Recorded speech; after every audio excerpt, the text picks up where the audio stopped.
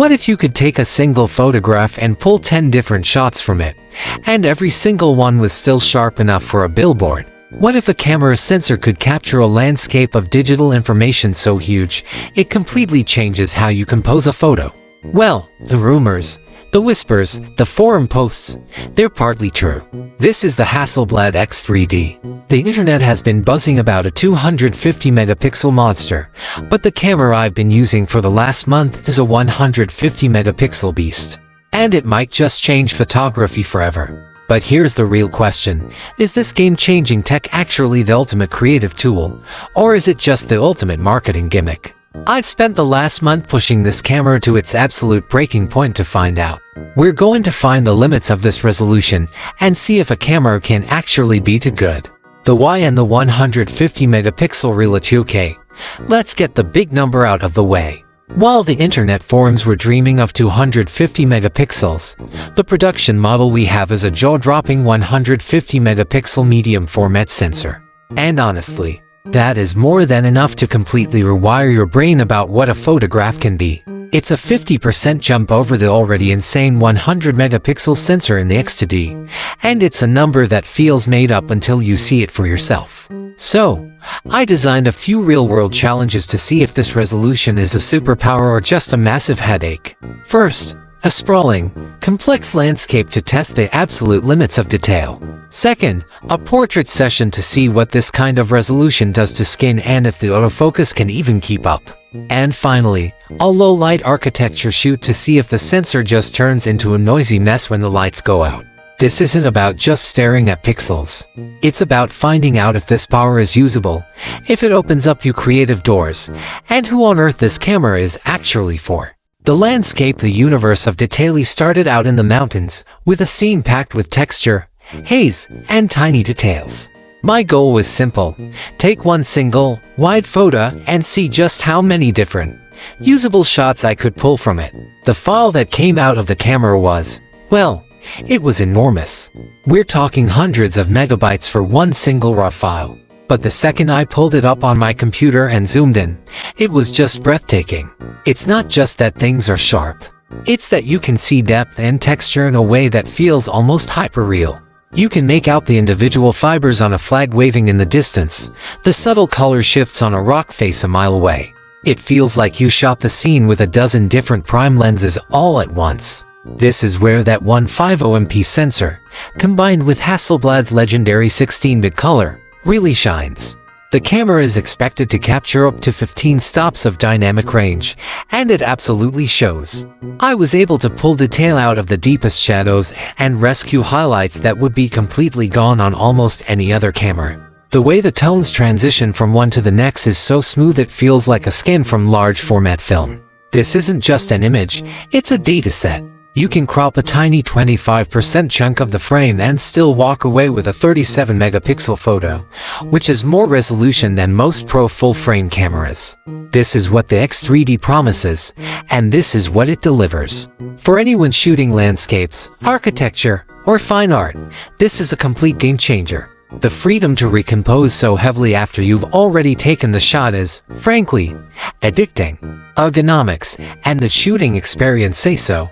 The image quality is mind-blowing. But what's it actually like to use asterisk?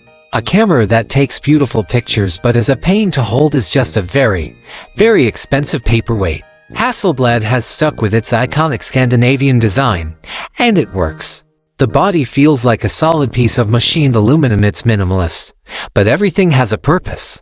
The grip is deep and secure, and while we don't have final specs, it doesn't feel dramatically bigger or heavier than the X3D 10C. One of the biggest upgrades, according to recent leaks, deals with a huge workflow problem: storage.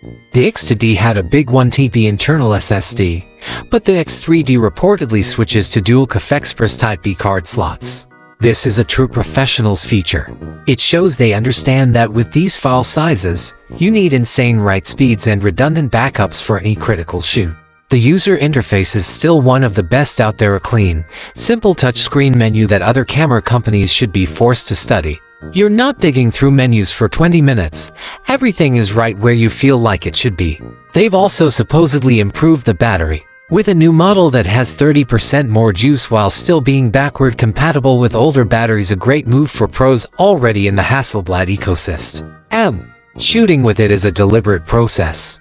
It slows you down and makes you think about the frame, a lot like its film cameras of the past. It's a rewarding, hands-on experience that really connects you to the craft of taking a photo. The portrait autofocus and the human element autofocus has, historically, been the Achilles heel of medium format.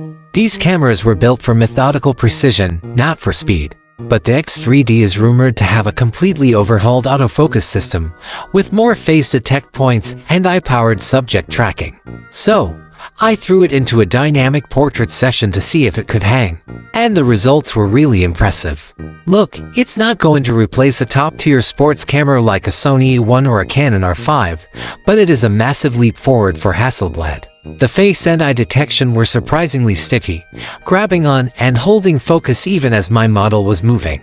For portraits, fashion, or even some slower-paced street photography, the autofocus has gone from being a liability to a reliable tool. But then you have the other side of a 150MP portrait, the detail.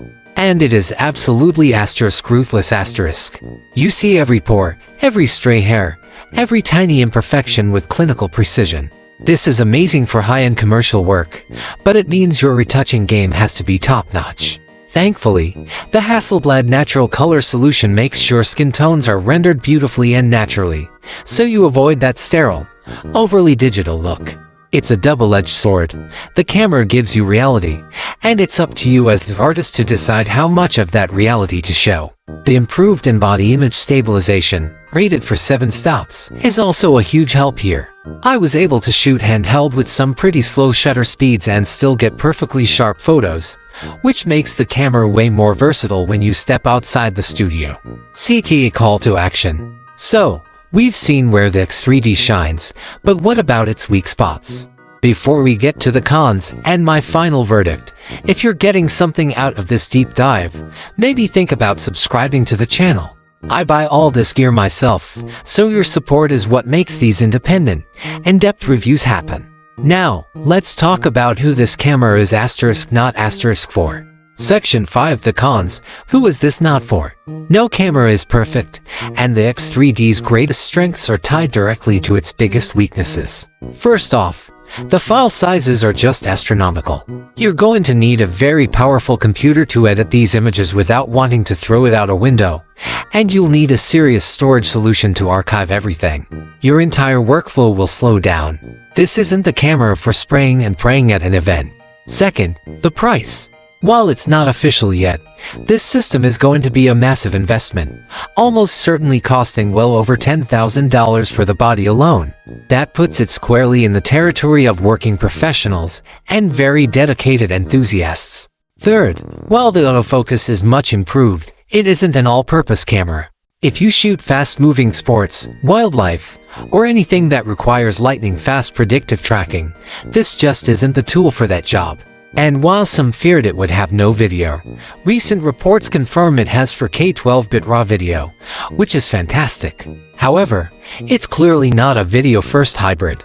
It's built for pure, uncompromising stills photography, so if you need high frame rates and advanced video features, a camera like the Fuji GFX 100E might be a more balanced choice. This camera demands a certain type of photographer. It demands patience, a methodical approach, and a big investment in both the camera itself and the computers needed to handle it. Conclusion, the verdict. So, after a month of pushing this camera to its breaking point, what's the bottom line? Is the Hasselblad X3D a 150 megapixel gimmick? Not a chance. This camera represents the absolute peak of still image quality today. The level of detail, the richness of the color, and the pure flexibility you get from these files is unlike anything I've ever worked with. It's a tool that doesn't just capture a moment, it captures a world of possibilities inside a single frame. But it is absolutely not for everyone. This is a specialist tool. It's for the fine art photographer who prints their work several meters wide. It's for the high-end commercial and fashion photographer whose clients accept nothing less than perfection. It's for the landscape artist who sees pictures inside of their pictures. The Hasselblad X3D is a statement. In an industry that's obsessed with making hybrid cameras that do a little bit of everything, Hasselblad has doubled down on doing one thing flawlessly: capturing the most detailed, color-rich, and tonally perfect still photograph possible. It's not just an upgrade, it sets a new benchmark for what a digital camera can be. It's a beast, for sure, but if you can learn how to tame it, the results are simply sublime.